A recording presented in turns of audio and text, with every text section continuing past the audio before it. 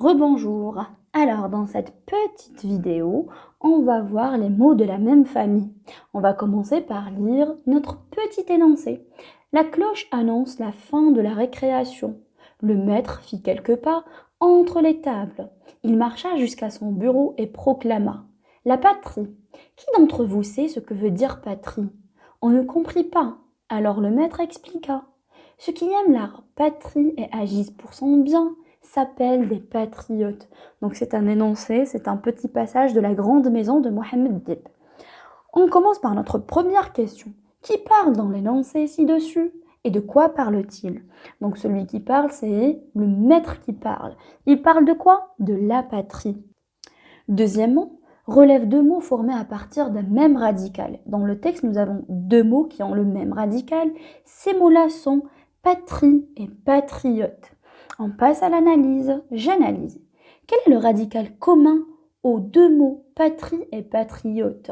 Ils ont un radical commun, donc qui est patrie. P-A-T-R-I. La deuxième question. Donne d'autres mots formés à partir du même radical et vous pouvez vous aider du dictionnaire. Donc on peut avoir patrie, on peut avoir patriotique, on peut avoir patriotisme, on peut avoir rapatriement, rapatrier, etc. Troisièmement, quel autre lien les unit? Donc ces mots-là ont le même radical, c'est le premier lien. Le deuxième est le sens, ils sont unis par le sens. Quatrièmement, comment appelle-t-on ces mots formés à partir des mêmes radicales et unis par le sens? Donc ces mots-là qui ont le même radical, ce sont des mots de la même famille, donc ils appartiennent à la même famille. Parfait. On passe à la règle. Les mots qui appartiennent à la même famille sont formés à partir du même radical.